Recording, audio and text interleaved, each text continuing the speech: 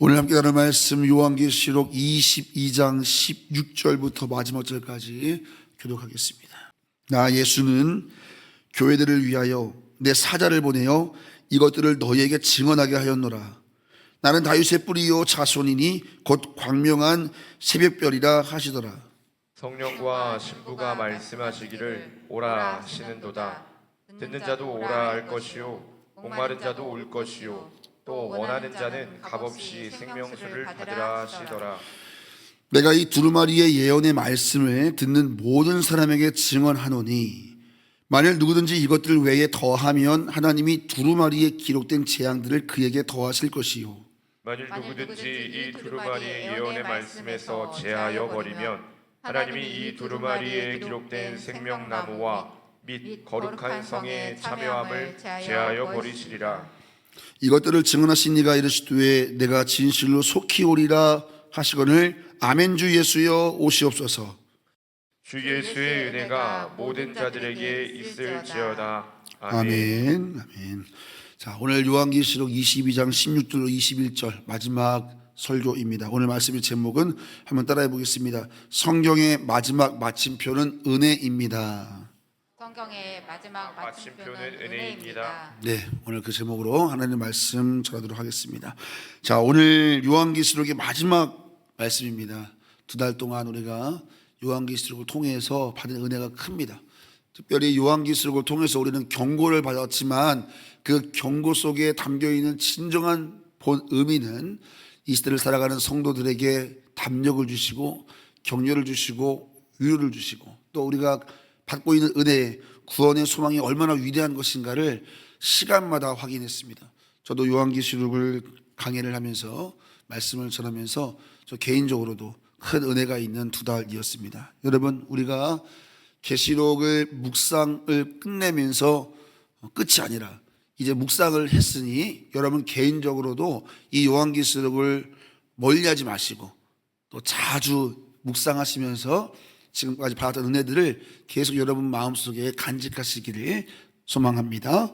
자, 오늘 16절에서 나 예수는 어제 우리 결론으로 삼았던 말씀입니다. 나 예수는 교회들을 위하여 내 사자를 보내어 이것들을 너에게 증언하였다. 나는 다윗의 뿌리요 자손이니 마지막에 뭐라고 말씀하지요? 나는 광명한 새벽별이다 이렇게 말씀합니다. 이 요한계시록의 모든 말씀의 권위가 누구에게 있다는 거예요? 예수 그리스도에게 다 있다라고 하는 것을 우리에게 말씀하고 있는 거예요. 이것은 요한의 개인의 사견이 아닙니다. 이것은 예수 그리스도께서 다시 오실 그 예수 그리스도께서 요한을 통해서 교회 주신 계시의 말씀이었다. 이것을 우리에게 확인해 주는 것입니다.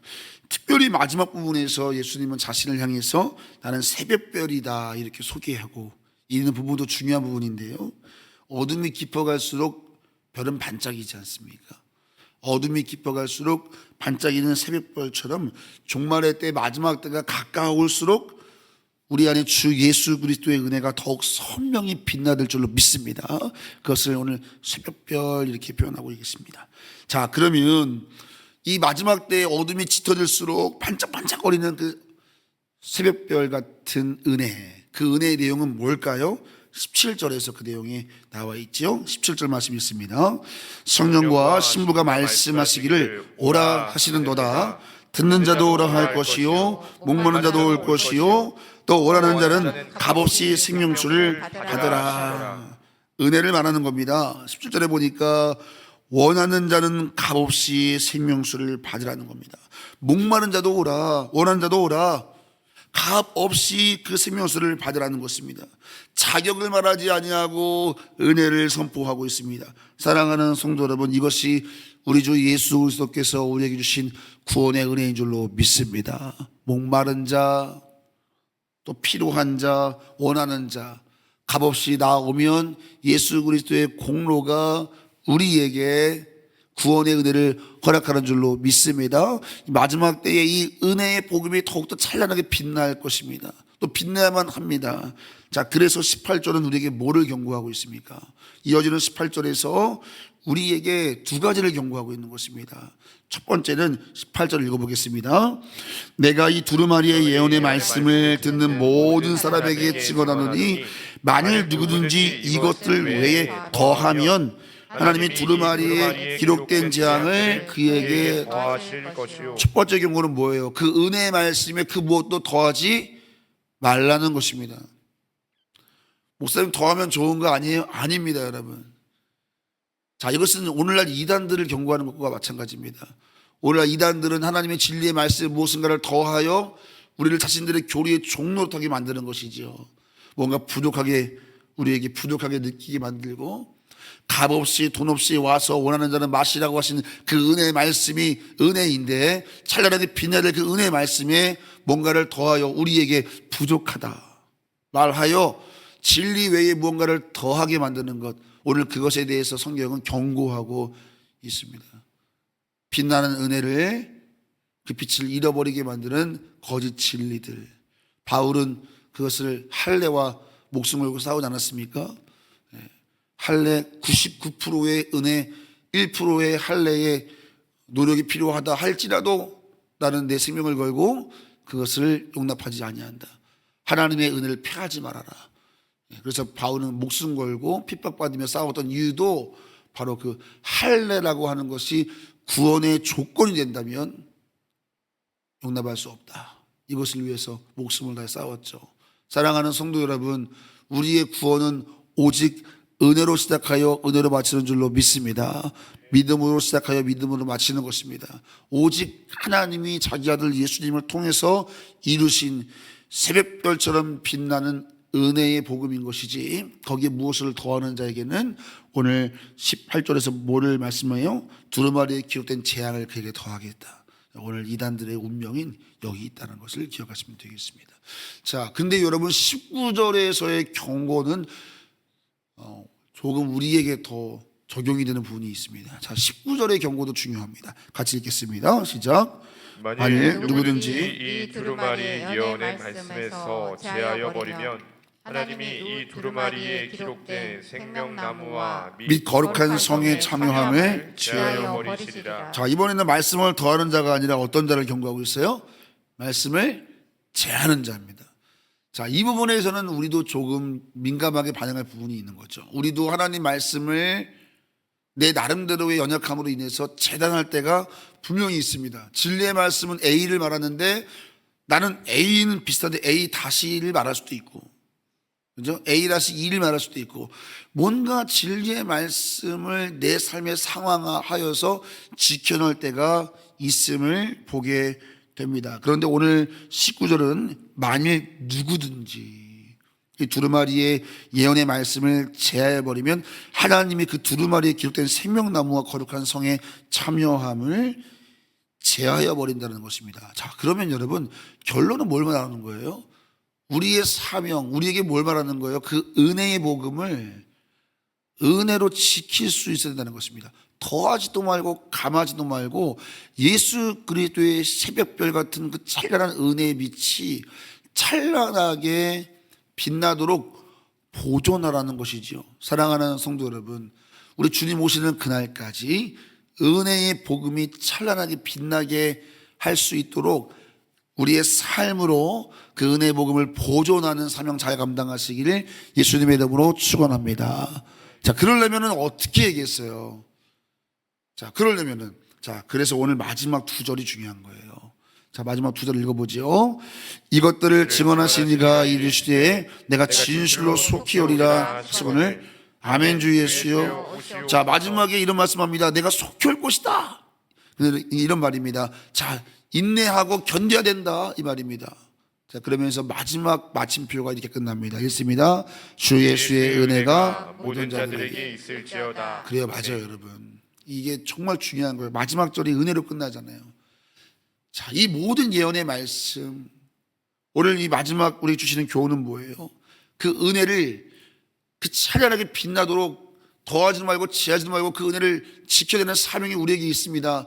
조금만 기다려, 주 예수가 금방 오실 거야. 그러면서 마지막에 우리에게 뭘 당부합니까? 주 예수의 은혜가 너에게 있을지어다. 사랑하는 성도 여러분, 이 마지막 때를 살아가는 성도에게 가장 필요한 것이 있다면 은혜에 젖어 사는 것입니다. 할렐루야. 오늘 그걸 마지막으로 우리에게 당부하는 겁니다. 은혜가 아니면 이 마지막 때를 견딜 수 없고, 은혜가 아니면 이 사명을 감당할 수 없고, 내가 은혜에 젖어 있지 않으면 은혜의 복음을 전할 수 없다는 것입니다. 그럼 여러분, 그 은혜가 뭘까요? 쉽게 말하면 하나님의 사랑입니다. 하나님의 사랑에 젖어 살라는 것입니다. 우리를 찾아오신 하나님의 그 사랑에 절절히 젖어 살라는 것입니다. 세상은 두 종류의 인생이 있습니다. 화려해 보이지만 딱 두 종류로 나눠집니다. 은혜 입은 자, 은혜 없는 자. 쉽게 말하면 하나님의 사랑을 알아먹는 자, 하나님의 사랑을 도통 못 알아먹는 자. 세상은 이 두 종류의 인생이 있는 것입니다. 하나님 없이 사는 자, 하나님 보이지 않으나 그 하나님의 사랑에 젖어 있는 자.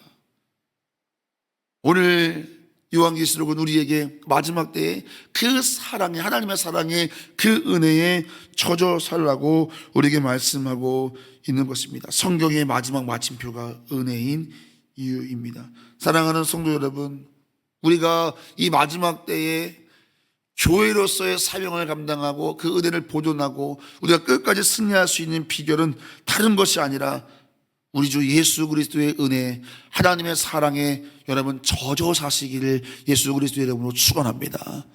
은혜 놓치면 안 돼요, 여러분.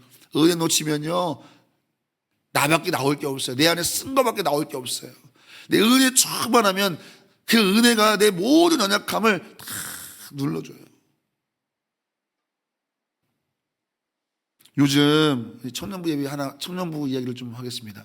요즘 청년부에서 여러 이제 그 후배들 중에 성장하는 친구들이 몇 명 있습니다. 그 중에 한 친구가 이제 갓신앙 생활을 시작한 지 1년이 안 됐어요. 1년 돼가나? 근데 요즘 아버지 어머니를 전도해가지고 주일 2부 때마다 의기양양하게 본당을 들어와요. 근데 그 아이를 보면서 참 기특한 거예요. 본인 신앙도 이제 1년 갔댔는데 아버지 어머니를 꼭 주일마다 데리고 이렇게 들어와요. 제가 앞에서 이렇게 앉아서 보면은 들어올 때 고개가 딱 올라가서 이렇게 의기양양을 들어오거든요. 그리고 여러분 예배 딱 마치면요, 그 청년이 주보를 정리를 해요. 주보를 다 돌아다니면서 정리를 합니다. 이번 주도 보니까 주보를 혼자 막 정리하더라고요. 금요철야 예배 방송실에 사람 부족하다 그러니까 자기 아르바이트 시간 조절해가지고 아마 내년부터는 금요철야 방송실도 섬기는 것 같아요. 여러분, 누가 이기적이기만 하고 바쁘기만 한 청년의 삶을 이렇게 바꿀 수 있지요? 목사인가요? 아버지 어머니인가요? 동료인가요? 그렇지 않습니다, 여러분. 우리는 우리 살기도 바쁘죠. 누가 누구의 인생을 우리 힘으로 어떻게 바꿉니까, 여러분?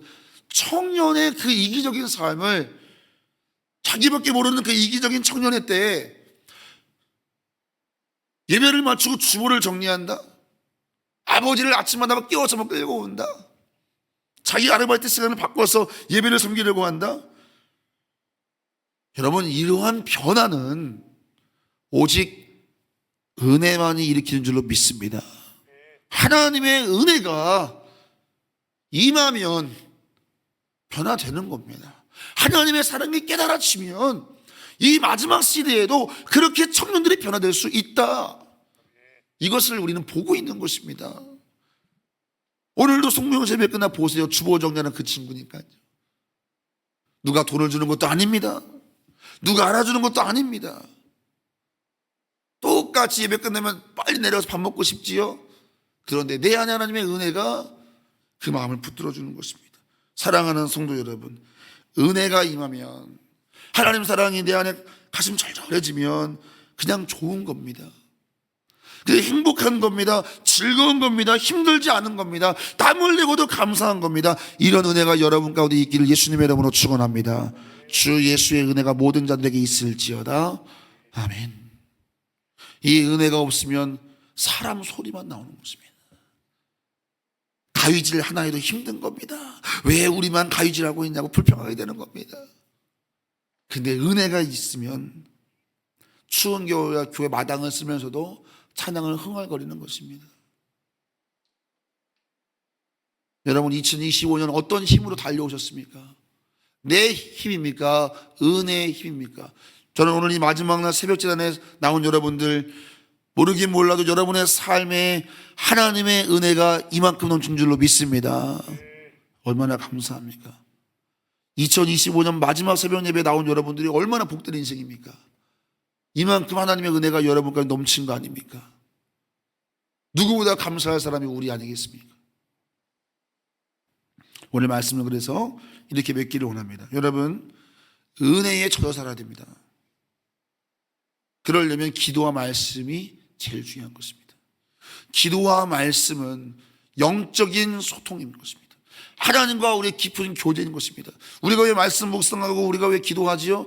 여러분, 생명줄이 끊어지면, 숨통이 끊어지면 우리 영도 잠드는 겁니다. 에베소 말씀은 뭐라고 말하는지 아십니까? 잠자는 자여 죽은 자들 가운데서 일어나라, 이런 말씀합니다.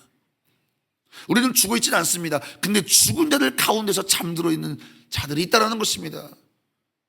그래서 경고합니다. 잠자는 자여 죽은 자들 가운데서 일어나라. 사랑하는 성도 여러분, 우리 세상을 살다 보면 우리도 영적으로 잠들면요, 죽어 있는 자들 가운데서 똑같아 보일 때가 있다는 것입니다. 성경은 경고하는 겁니다. 일어나라는 것입니다. 일어나는 게 뭘까요? 은혜입니다. 하나님의 은혜에 감격하라. 하나님의 사랑에 젖어 살라. 요한계시록을 마치면서 우리에게 그 말씀이 마침표로 은혜가 있을지어다 말씀합니다. 이 부분을 여러분 잊지 마십시오. 2026년 우리가 무엇으로 승리할 수 있을까? 2026년 계시록에 기록된 모든 재앙과 재난들이 앞으로 우리 삶에 다가올 것인데, 그 경고를 하면서 요한계시록 우리에게 전략을 주는데, 그건 하나님의 사랑에 젖어 살라, 그 말씀합니다. 우리 2026년 우리 모두 하나님의 말씀과 기도에 집중해서 하나님의 사랑이 여러분의 가슴 절절하게, 예수님 얘기하면 가슴이 떨리고 그런 은혜가 여러분 가운데 있기를 예수님의 이름으로 축원합니다. 여러분, 영적인 게 뭔지 아세요? 영적인 거? 어제 두 청년이 저희 집을 찾아왔습니다. 내년을 위해서 여러 가지 질문을 가지고 왔습니다. 제가 당부했습니다. 청년부가 살기 위해서는, 지난주에 청년부가 1년 중에 제일 많이 나왔습니다. 너무 기특한 거예요. 그런데 많이 나왔음에도 불구하고 리더들 안에 느끼는 것은 더 영적으로 깊어지고 싶다. 제가 그 질문에 답을 줬어요. 하나님의 크심을 알고 나의 작음을 알고 예수 그리스도의 영광을 아는 것, 이것이 영적인 것이다.